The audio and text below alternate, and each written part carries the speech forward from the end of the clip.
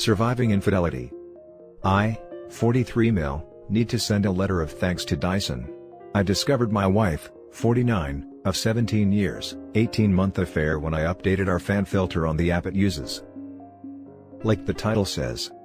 History: married 17 years with no children of our own. She's been divorced once and had 2 daughters that I helped to raise, now 28 and 23, prior to our marriage. We've really only had minor bumps and issues, in my opinion. We've had an open-door type of communication with each other. Whether it be work issues and venting, or actual issues, or just how we are feeling. Often, we will just talk on the couch about life and philosophy in general. I've felt that we had a great connection and a pretty heavy, fulfilling bedroom life. We are both in good shape and maintain a healthy lifestyle. I work in the medical field and due to things being what they are, have been putting in a decent amount of overtime over the past 5 months. She works in a legal consultancy and has been working from home for the past 5 months. Which has made things a bit distant, but on our days off, we are tight. Changed the filter on the Dyson fan in our bedroom last night. Asked wife if I could use her phone to update the app, in order to reset the change filter alert. Mine was on the charger next to the front door. I noticed she had put on a pattern unlock, and kind of wanted to ask her what that was about. As I was finding the app on her phone, a notification for Snapchat popped up. My stomach dropped immediately as I read the small tag. "I'll bring the special toy," it said. My brain understood the words, but my mind just stopped functioning. She asked what was the matter, after I guess several minutes of me just sitting and staring at the bedroom fan. My wife has an obligatory quarterly out-of-town meeting, that puts her 2 states away for 5 days every business quarter. I knew it was about this coming trip Monday. I've perused Reddit for years anonymously. I've read hundreds of stories that began like this, and never once have I thought about it being me that would sit on my bedroom floor and be in such a cold, dumbfounded state. I recovered and said, "Oh, just getting info about the IP and router." That's how the fan communicates through the app. I have a Chromebook that she logged into Facebook yesterday. I took a week vacation short notice. My supervisor is a cool chick, and once I laid it out what I may have discovered and have to do, I'm going to need time off. I've been up all night reading her chats. She left to go to the office just now and I made sure the Google location history was on, and find my phone was active. I'm so suspicious of everything she does now I can't look at myself in the mirror. She doesn't know I saw the message notification. I logged onto the messaging system that Verizon uses and have signed in under her number and name. There are at least 15,000 that date back to February of last year. Messages, memes, flirty pics and some adult-rated ones too. She stopped texting him this way about 3 months ago. Didn't stop texting him, but stopped using the message app through Verizon. I'm guessing they switched to Snapchat because it's discreet. I'm not on any social media in any way, shape or form. I am clueless. I just figured out that you can't log into Snapchat through Facebook, but it just takes an email and password. And she has used this Chromebook to do that. Hell, she used it just 3 nights ago lying in bed next to me rubbing my back while I went to sleep. She messaged him and texted him lying next to me. It's a younger man from work. He is married and has 3 young children. He and his wife have Facebook. I've met him twice. Shook his freaking hand. I'm at a complete loss again and have paced/wondered my house, that I custom built for her, for hours. I almost can't feel anything. What little that I am processing, is just white hot rage. I logged on Snapchat and there it all was. I have called my best friend who has been divorced 3 times, don't get me started on his partner or picker, he recommended a vicious lawyer. I plan on recording/saving everything. There's pics of them screwing. I'm sure her phone or his, has video. I desperately want this to be a bad dream. She's said terrible things about me. She's told him my insecurities. She's told him, "I love you." They have made no long-term plans, so this feels like a purely physical relationship. It almost makes it better, but also makes it so much worse. Like she's literally throwing away our life for this. She knows cheating is an absolute deal breaker for me. Our usual routine on the day she leaves for her meetings is, I take her to the airport and drop her off with a long goodbye. I can't even think about what I have to do now. My friend says print out the entire thing and see if I can recover things from Snapchat. From what I understand I can't, unless I have her phone. My plan is to see the lawyer today. I'm paying a ridiculous amount to jump in her appointment line. Get the ball rolling, and hopefully have a plan of action from her. I really want to book a flight and follow my wife to the hotel she's staying at and catch her in the act. I have access to her hotel booking options and have put myself as a contact person, so I can get a room key without alerting her. I think I'm just going to log on to the messaging apps when I get into town and watch it happen in real time. If I could get the papers ready in time, I'd hand them to her. Instead I'm just going to hand her the printouts. It's a 600-page PDF. His wife accepted my friend request. I am debating sending everything now. I am seething. I just don't want to lose any advantage. I'm going to fly there Monday afternoon, log in and see what they've talked about, get a room key to my wife's room and drop off the package in her room with my wedding ring. I'm going to sit in the bar and watch my phone blow up. I'm going to call the affair partner and tell him to meet me in the lobby/bar, and to bring my wife down. Then tell him that a similar package has been sent certified mail to his home address to his wife. As well as a Facebook message that I plan on hitting send on as I tell him. It feels petty and weak, I want to rage and scream, but I'm helpless. This morning all I could do was give her a peck on the cheek goodbye. I really can't stand to look her in the eye. I somehow have to get through the weekend. I guess I'm asking, is my spiteful, hate-fueled plan worth it? I just want to inflict pain at this point. I want to hurt her emotionally. I feel eviscerated, emasculated. I will not entertain an apology. This is the one act that is unforgivable. It takes so many steps to cheat on someone. They all can be stopped until the sin is complete, then it is done. Should I just confront her tonight? Or catch her? I don't think I'll update. I'm truly thinking about never using social media again. And only being with a partner that has a similar outlook moving forward. Added to add, I found a special toy. Keep in mind we have a chest full of adult fun devices. It was already in her carry-on. It's one of those remote control vibes. The ones that can be controlled by an app. It looks expensive. I meet with the lawyer in 90 minutes. Some comment breaks before reading the updates. You need to sleep so you can think clearly.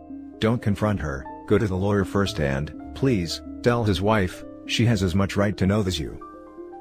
She accepted my friend request. It looks like she and the kids are at her parents' place for the week too. Oh, good lord. You hold all the chips right now bro, all of them. It's going to be ugly no matter how you go about it. But I think catching them red-handed is how I would go about it, provided you have the strength to remain cool for the whole thing. I would find a way to include his wife, if possible. She most certainly has a right to know the truth. But whatever you do, protect yourself and your assets first. Get some rest, think clearly about everything, and execute the plan with purpose and determination. You'll fall apart later, but keep your demeanor during your operation.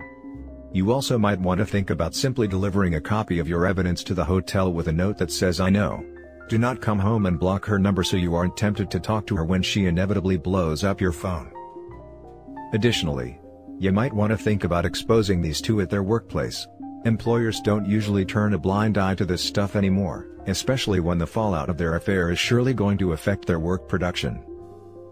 Yes, I've been thinking about notifying HR. It's a law consultant business that is national. They deal with big settlement cases. They do have a pretty strict non-fraternization protocol, but not sure how it would affect them, different divisions. Although she is a superior technically. Now for the first update. I have no clue how to post an update. I'm just editing my post. I met with a lawyer. She was actually kind, and I dare say, compassionate with me. She told me point blank that her job was to represent me in this fight for my future, and my job in all of this was to tell her the complete truth and not make her job harder. I went to Kinko's and printed the file out. Cost $534 for color, because I wanted to have the pictures pop. Shout out to Chris at Kinko's for not making a scene when the photos started coming out. He asked what it was all about, so, I told him. He was taken aback, but shook my hand and said sorry. I went home and crashed for about 3 hours and soon-to-be ex-wife came home around 7:30, usual time. Lawyer said to forget any Hollywood confrontation in a hotel bar. That it would look pretty crazy and unbecoming at all. So, I'm sorry to all of those people that wanted the high drama. She's right ultimately. There are two routes to take with divorce, contested or non-contested. She said I would have to notify my soon-to-be ex-wife that I have retained counsel and in order to proceed, my soon-to-be ex-wife would have to either contest the divorce or we would go through mediation and file from there. So, she got home about 2 hours ago. I asked her if there was anything going on that she wanted to talk about. She said nothing other than the election. She then asked what was bothering me. I wanted to cry, but, truthfully I was cried out. I said I was curious as to why she had a remote control vibe in her luggage. The look on her face was actually more telling than anything I've ever seen. She looked panicked, pale. She began to breathe faster, sweat. I asked why she would have something like that. Who had the code and the app to it? She stammered and the tears began. As I pulled out my 3-file folders worth of text exchanges, I asked if the affair partner's wife would have it. She cried and pleaded that she could explain. I said she had 5 minutes to do it. Of course, she couldn't. I told her what my attorney told me to tell her. I also told her to leave. She screamed it was her house too. I calmly told her that maybe, but I would be notifying everyone about her affair and betrayal. That even the girls will know. Or, she can leave now and find living arrangements for the time being. Hell, she'll be at her work conference for a week. She was speechless. I calmly pulled up Facebook and showed her the affair partner's wife. I said, do you want me to tell her or are you going to do it right now? Tears and moaning and pleading with, I love you, and, it wasn't supposed to go this far. Then my favorite, you can't do this. I said, well, it looks like I'm doing it, as I sent the affair partner's wife a message with the file of their escapades on it. I prefaced it with apologies and a brief explanation. I haven't heard back from her. I leafed through the stacks of paper and started reading random excerpts out loud to my soon-to-be ex-wife. I just wish we could spend the day attached to each other. Just you inside of me. You feel so much more intense than any other woman I've ever been with. She is still sobbing and asking to talk about us. She says our marriage can withstand her mistake. I told her I would never forgive her, her word is crap, and that she threw away the last 17 years. I'm still entertaining the whole tell HR thing, and I am going to tell everyone about her decision to end our marriage by cheating. Thank you to everyone who responded. I feel bad I couldn't respond to all the PMs and responses. I have a therapy appointment scheduled Tuesday. I kind of feel extremely elated, I'm shaking, and incredibly low right now. I kinda want to die. The house is pretty quiet except for her crying and moaning. I told her to not come back after her trip. I'm currently sending friend requests and trying to get everyone on my page. I'm just going to send it to everyone that way. I am going to wait until the morning to call the girls. I raised them from when they were 11 and 6. They are women now, 28 and 23. I don't know what to tell them, or how to handle them. Now for the second update. So, I have received nearly 1,000 requests for some type of update or information on what's going on in my pain and hate-filled life. For my new therapist, he said to go ahead and do it. It will help me recenter and focus. To those that kept saying, that's not how Snapchat works, yes, you are correct, she had that running in the background, it was WhatsApp. I don't really give a crap, I saw it. I again need to thank Dyson for their app and the kick-ass fan I got from my brother-in-law for Christmas. Here goes. I'm going to give a deeper background on our situation to help with some perspective on why I feel the way I do. My original post was pretty much a stream of consciousness and felt as disjointed as I did then. I went to college in Las Vegas in the mid-90s. I graduated in 1999. I had a blast there. I got around, effed. It was during this formative time I decided to never marry. It was is an outdated concept that essentially removes your agency, and I definitely did not want children. When I graduated with my degree in nursing, I quickly excelled in cardiovascular intensive care. I moved home to Texas in 2001 and pursued my master's degree to be an advanced practice registered nurse/nurse practitioner with a specialization in CV surgery. While I was achieving this, I decided to pursue medical school and shifted coursework to fill in what I needed to apply. It was then that I met my soon-to-be ex-wife. She was a short, chubby, I believe the kids today would say thick, red-headed firecracker. We met in a code. It was intense, both the attraction and the dating. We were saying I love you within 3 months. She was a mother of 2, remember, I wanted to be child-free, that had been divorced for about 2 years. She was just getting out of an on-again off-again relationship when we met. We dated for about 2 years and she slowly introduced her daughters to me, age 11 and 6. She sat me down one night and gave me a pretty heartfelt but pragmatic talk about us, or where we were at the time, and what she needed/expected from me, or any other partner.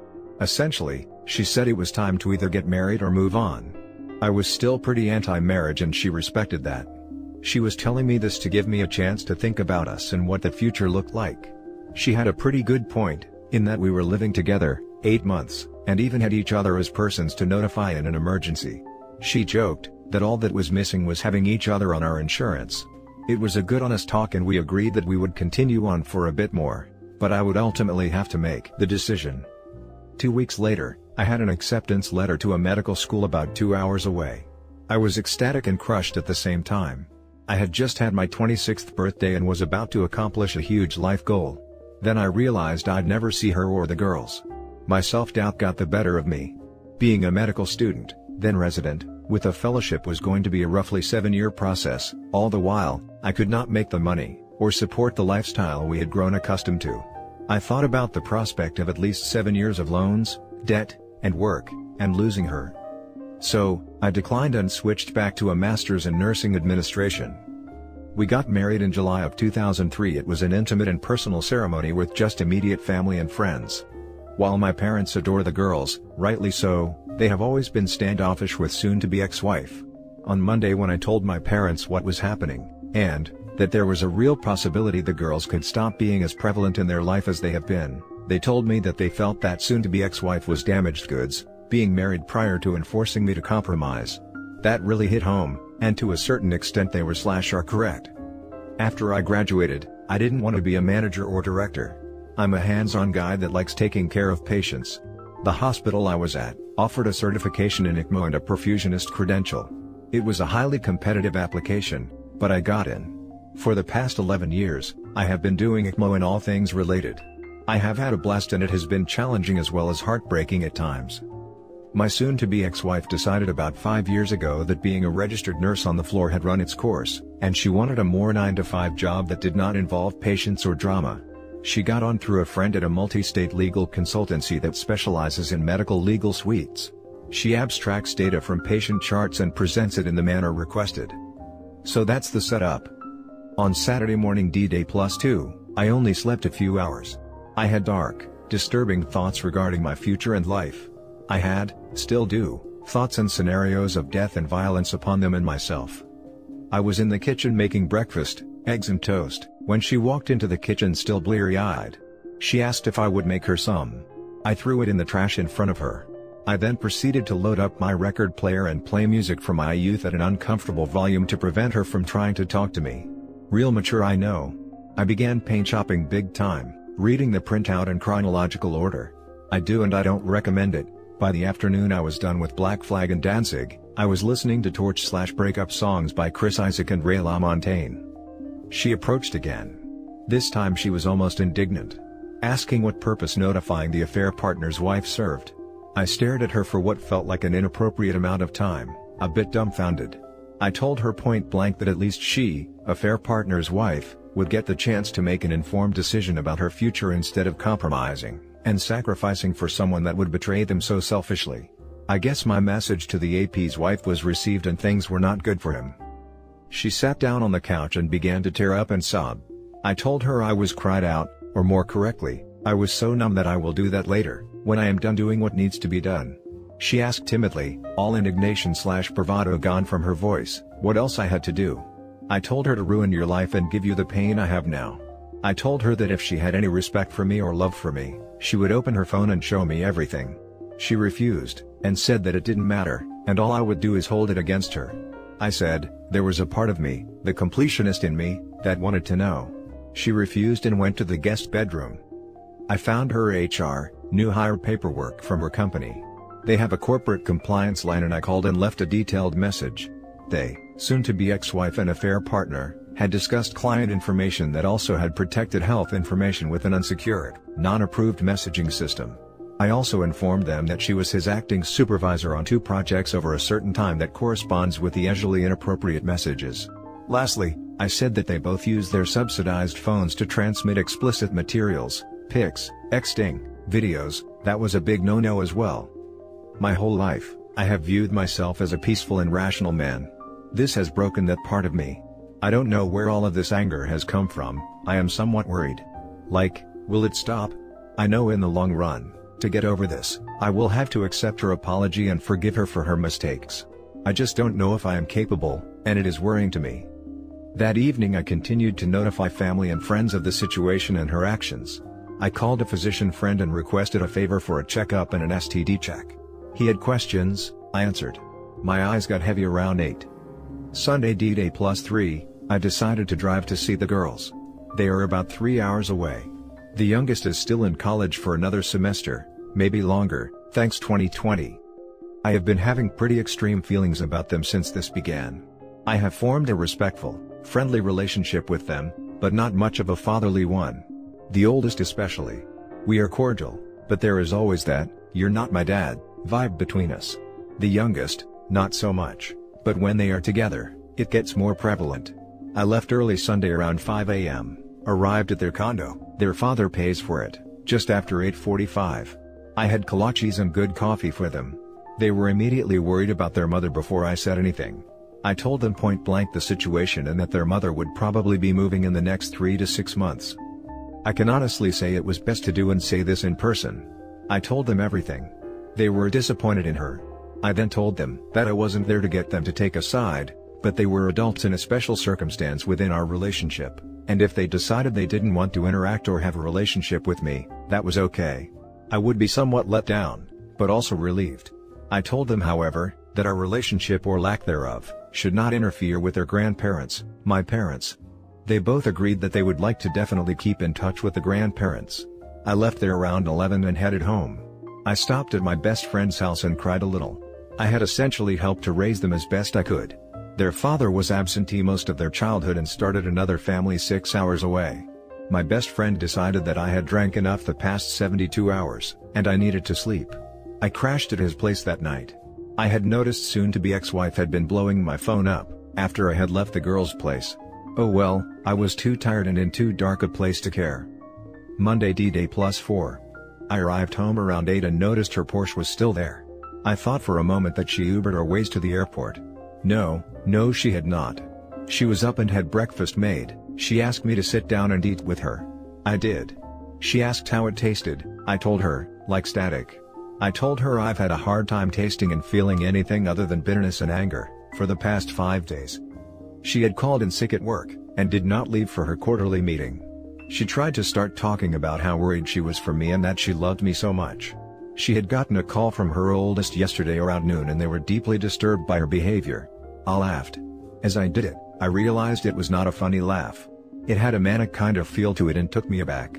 I said, "Oh, you love me so much you have a year and a half affair behind my back. You love me so much you have some other married man.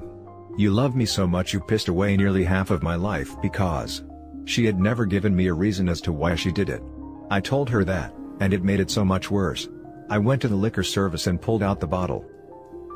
The bottle was an 18-year Glenfiddich that my grandfather bought for us when we got married. It has been / was our tradition to have a small sip on our anniversary night and remember that things get better with time and patience. I chugged the remainder of it.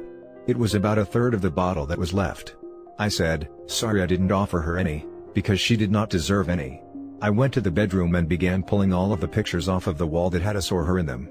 I placed them on the kitchen table. She had left. My attorney, or rather her paralegal, called to notify me the petition for divorce was ready, and I needed to sign off on it before it could be filed and soon-to-be ex-wife would be served within 10 business days. I read it quickly, while very buzzed on premium scotch. E-signed and pressed send. I also got a message from the affair partner's wife. She reluctantly thanked me for this horrible but good revelation. She declined to speak with me, but wanted to message me to tell me. She found texts and videos with other women besides my soon-to-be ex-wife. She kicked him out, and was going to an attorney soon. They live in California, he's screwed. I proceeded to listen to music and have a few more drinks. I fell asleep around 4 in the afternoon. I heard her come home around 10, she saw the pile of pictures and things that had at one time meant something to us. She began sobbing and asking me to talk to her. I only asked one question: why? She kept saying she didn't know. I called her vile things and said that she made so many decisions to get to just the first text. It was her that started it. I was pretty loose with my tongue due to being drunk. I laughed at her and started taking off my clothes and said, "You threw away this," pointing to my body. "I'm going to get crap for it. But I'm 6 feet 4 inches and weigh 200 pounds. Up until last week I still jogged and lifted weights 4 times a week, for some pot-bellied needle-d guy that wasn't going to do anything for her." I went to my room and had a shower. When I got out, she was in the bed undressed. She had lit some candles and begged me to F her. I turned on my camera and told her to repeat what she said. I thank everyone who mentioned doing this, just in case, for whatever reason, my arousal did not do a good job of convincing her that I didn't want to. So, I did it. I was not kind. I put her in uncomfortable positions and pounded her. I told her I wanted backdoor action, and I wanted to hear her beg me for it. I recorded it all. I felt so many mixed emotions after. I love her, and I am indifferent to her. I hate her, and I think nothing of her. I want her and feel like I need her, but it hurts me to think of us anymore. We fell asleep together. I woke up kind of hungover, and had a hard time looking at myself in the mirror. Tuesday D-Day +5. Therapy was a 2.5-hour session. Unbeknownst to me, she followed me there and wanted to know what I was doing. I told her I was getting some therapy for the emotional trauma I had, after realizing I had thrown away most of my life on someone who couldn't even give me a reason as to why she would cheat on me. I was a little loud and teary-eyed. My soon-to-be new therapist saw most of the exchange. I called her horrible names and told her I wished her dead. Needless to say, my session was intense. He prescribed some sedatives for me and I had another shorter appointment scheduled on Thursday. We discussed my anger and betrayal, my emasculation, my fear of the future. I explained I am terrified of the unknown. Last week I felt like a complete man. I had a vision and goals. I also had a partner to deal with any issues and obstacles. Now, I am a ship without a rudder, or mast. I feel no sense of direction, or power, or means to get away from this. He started explaining the why that I wanted to know. It isn't a single question. It is a series of questions that is pretty interesting. I suppose you can apply it to any behavior that you want to explain the motivation behind it. He said instead I should calmly ask my soon-to-be ex-wife, what within herself gave her permission to do this to me. There were several more to follow up with, but this is what stuck out the most. I told him about the S. He recommended that I lay out explicit ground rules regarding our physical relationship. He ultimately recommended that I don't do it anymore. It would confuse and exacerbate things tremendously, unless reconciliation was my goal. I cried, I raged. I left exhausted. Soon-to-be ex-wife was still outside waiting for me. I walked past her and didn't respond to her questions and pleading. I got a call from the physician's office to get tested and went to that appointment. I told him the short version. He recommended to stop drinking and take the sedatives cautiously. I went home and proceeded to continue removing my things from the house and boxing them up. I have decided I would move out. I called work and requested a face-to-face meeting. The thought of working, or concentrating on legitimate life and death issues is not possible in my current state of mind. I drove to the administrative building at the hospital, met with the team and formally gave my 6 weeks resignation. I have such a niche, specialized job that 6 weeks is kind of a minimum courtesy. I put it succinctly that my soon-to-be ex-wife's actions had caused a stressful home life, and I would be a detriment to patients, the team, and myself, if I continued to remain in this area. I have decided to move away. Far away. I got home after picking up some groceries. It has been about a week since I have had more than a mouthful of food and have existed on liquor and not much else. I took both my therapist's and physician friend's advice and decided to make some food and stop drinking. She was home, sitting in the darkened living room drinking wine. She had organized the pictures and was looking through them. She had put on makeup and was wearing a date night dress. She had been crying a lot. Her makeup was in bad shape. She got up and tried to embrace me. I pushed her gently away and made a production of pulling out my phone and hitting record. She started crying again. She told me the affair partner's wife had called her and told her that he had had other women as well as her. She said that she was so much the fool, and every derogatory name I had called her was right. She begged me to consider us. I said why bother, she didn't when she betrayed me. I told her I was sorry that her lies caught her out, but I felt that she was sorry she got caught, not remorseful for what she did to me. I told her I felt she was sorry that she was going to have to start over, and that she was more upset about that, than losing any love she had for me. I said that she abandoned her love for me, or us, 2 years ago when she decided to do this. I kept piling it on her. I informed her of my call to the corporate compliance line and the specific rules she broke. I didn't raise my voice or act angry. I was shaking a bit, but it was like everything was leaving me in a rush. I felt elated and so low at the same time. I felt empty when I was done.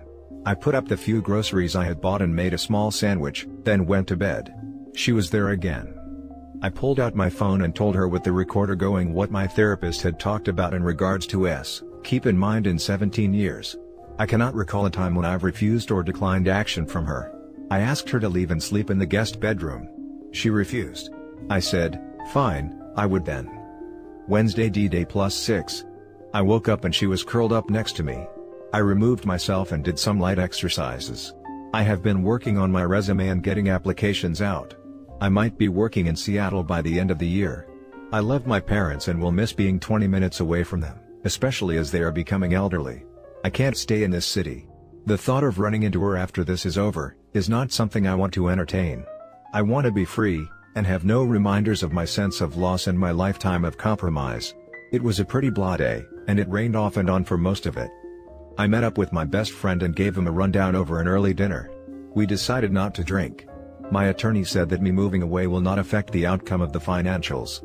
I am going to live off my PTO until the end of October, and use my half of our liquid savings to relocate and settle. I feel empty and I am trying to laugh at his funny jokes, but it's an effort. I keep finding myself in a deep emptiness that has such a powerful pull. I have never thought about ending my own life, but for the past few days/nights I've had daydreams of what it would be like if I wasn't here. I am going to tell my therapist tomorrow. Soon-to-be ex-wife has been going to the library. I've been watching through Google and reading relationship books. I have been reading Infidelity. It is great stuff. She got a call from her work. I eavesdropped on a small portion of it, but I know she has a meeting tomorrow, despite her claiming to be sick. She was in bed again just like the past few nights. I am so conflicted. I just want to feel something, but I feel so little but hate and resentment for her, that the only I want is sadistic. I'll admit that during the rough we had Monday, I felt almost a runner's high, but there was a crash, and the next day I was angry at myself. I am doubting myself a small amount in regards to not wanting her back. I know she messed up huge, but I don't know if I can forget it, or forgive it. I am a tangled mess. I told her the ground rules, with my phone recording, in regard to I told her that it did not indicate reconciliation, or some covert signal that I wanted that. I told her this is probably hysterical bonding and not healthy. I told her that I was going to not be gentle nor care about her feelings or needs during it. She was teary-eyed, and nodded understanding. She quietly said that she deserved it. She then rolled over and got on all fours. Thursday D-Day +7. I woke up with her spooning me. I laid there for a while and heard her breathing change pattern. I could feel her looking at me. I asked with my back turned what her meeting was going to be about. She said it was an HR representative and it was probably going to be bad. I said yup. She asked what she could do to make us right or equal again. I said nothing. She offered an open marriage on my end. She would not pursue anyone, but I could. I chuckled. No. I don't trust her. She said that was fair. We had this conversation with my back to her. It was easier than looking at her. I get mad when I see her face. I asked what I did in this marriage that made her so unhappy she did this. She said I was beyond great. I chuckled again. Well, obviously that doesn't matter. She said it was an adventure, like she lived off of the rush. She didn't realize until it was way too late, that if she got caught or if something went wrong, everyone would be hurt. She said it was a huge relief and an unforgettable pain when I confronted her. I got up and made us breakfast. I went to my therapist and told him my plan with work and already had responses to my applications. I told him everything about soon-to-be ex-wife and the We discussed my self-ending thoughts and talked about the process involved with them.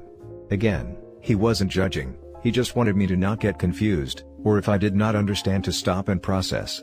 It was only a 1 hour, 55-minute session and I felt that weird calm again. Like nothing matters for now. Everything just is.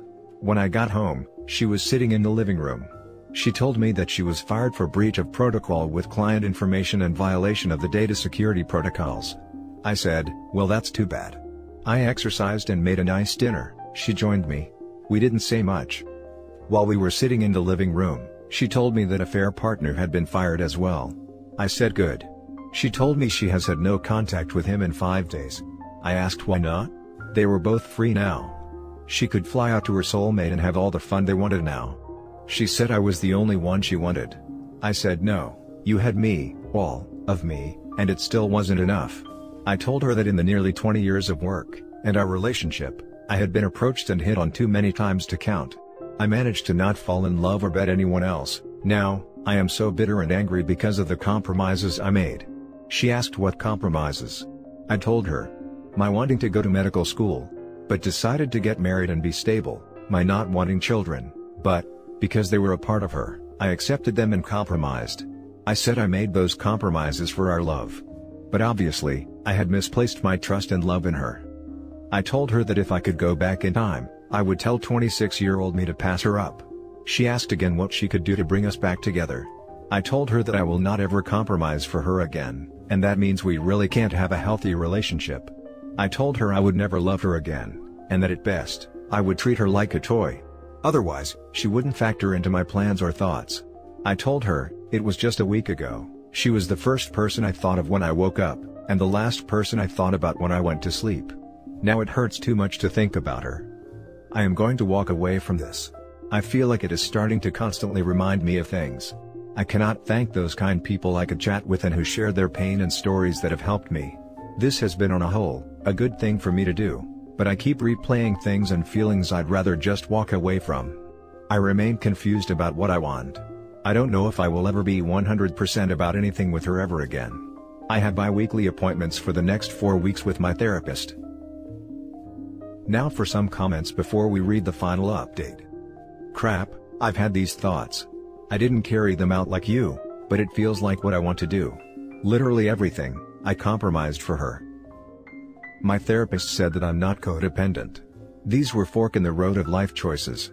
It would be different if I couldn't separate myself from her and made those decisions based on her happiness. However, if I could have had all the information, I'd have made some different ones. She was effing some guy off and on while we were dating, that would have stopped it for me then and there. That was a very long read. I feel horrible for you and completely understand your pain. I am going to say something though, because you made a comment about her being damaged goods, and that she forced you to compromise is a pretty unfair statement. Going through a divorce doesn't make you damaged goods. Would you consider yourself damaged goods now? Bent but not broken is what I think. Also, it's really not healthy to look at the situation as her forcing you to do something. You're a grown man and made those choices for yourself. I hope you can come to peace with all this and continue to thrive and grow. Would you consider yourself damaged goods now? Absolutely. The baggage I now have from this is going to ruin a lot of possible relationships.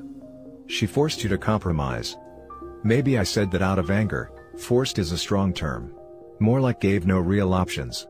Our finances, debt all have been driven by her desire to project the power couple image. You're a grown man and made those choices for yourself. Well, yes and no. I don't think 26-year-old me was equipped to handle all of the ramifications of a divorce with 2 children. But, like most of the challenges in my life, I gave them my all. 100% devotion. My expectation was this person whom I was giving my all to do the same.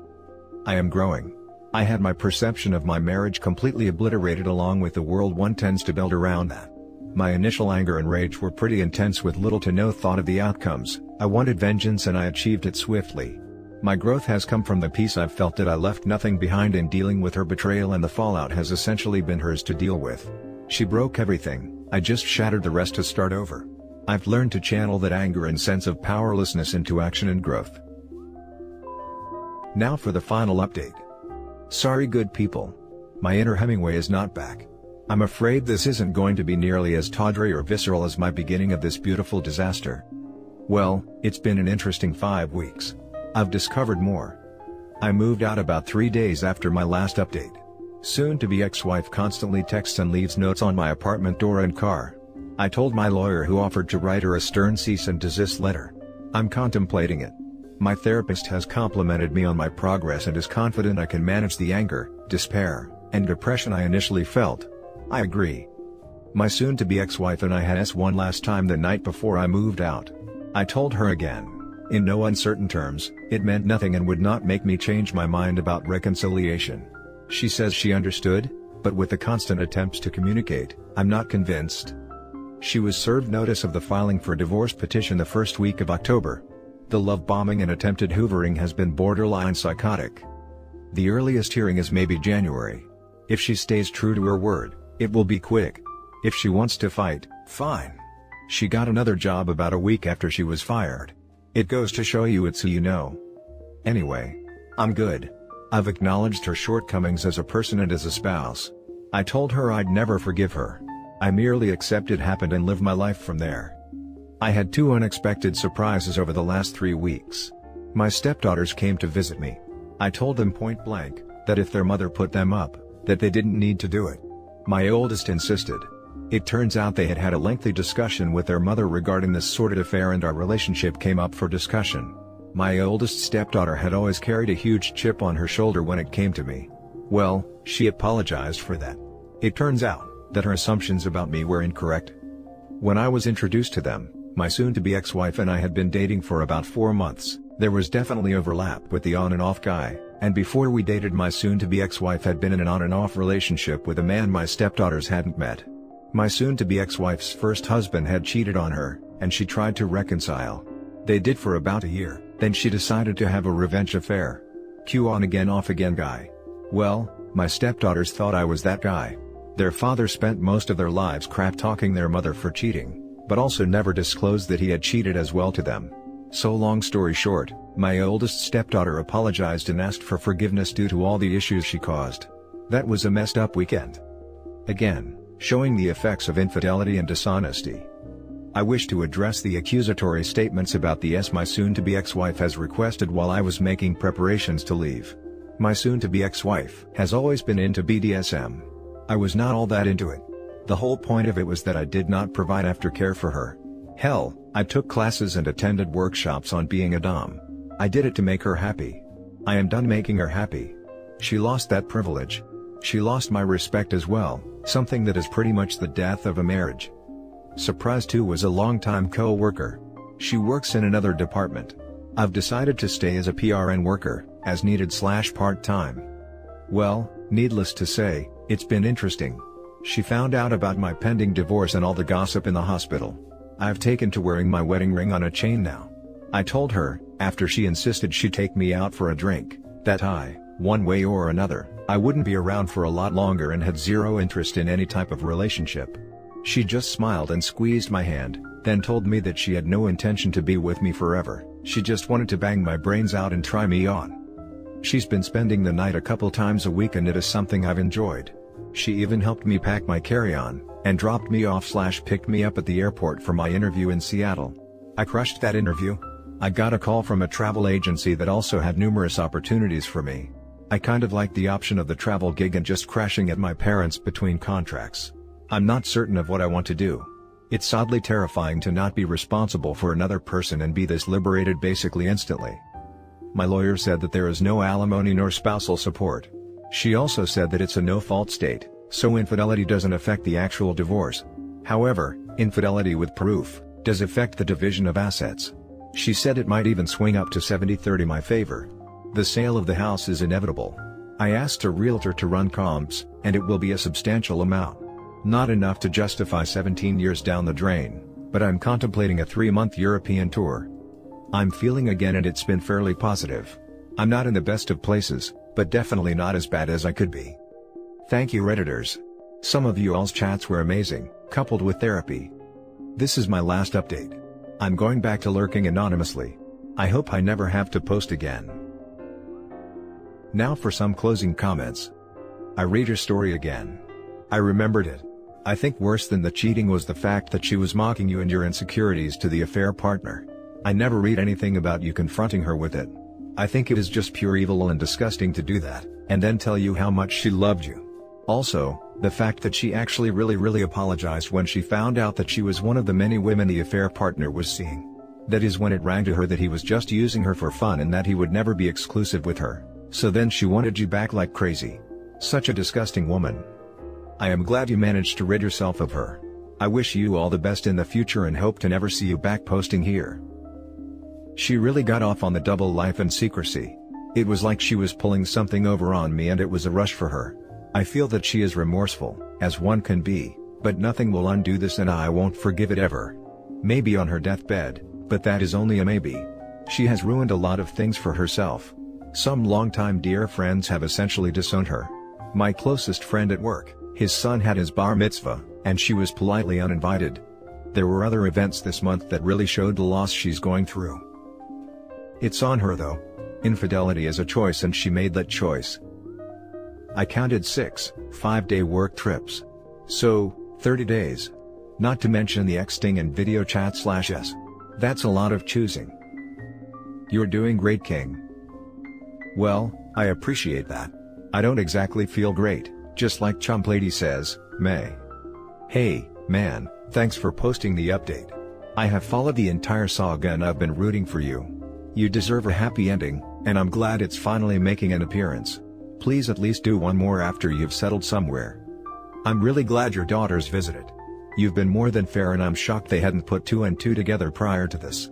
At least you've cleared the air, and that's not just one more set of grudges out there. Best of luck to you, and I wish you strength of resolve. I won't bother with something corny like, "You got this," because you clearly do. I feel relieved. I have no delusion we will have much of a relationship moving forward. It just feels good to know that I'm no longer the bad guy, or the one who she blames for their parents' marriage failing. I'd like to be in their lives. I was their Mary Poppins, but it's also awkward with my soon-to-be ex-wife possibly using them to breadcrumb or spy on me. Why bother wearing your ring on a chain? Just curious as to why you feel the need to keep it on your person at all? It reminds me that I have loved deeply enough to pledge my life to someone, but to remember what it cost me. When the divorce is done, cast it into the fires of Mount Doom. You don't need a physical reminder. It does feel so cold it burns sometimes. And that's it for this video, guys. If you have thoughts to share, leave a comment below. Don't forget to hit like and subscribe if you like this content. Turn the notification on to get updated on my latest posts. I'll catch you in the next one. Good day, everyone.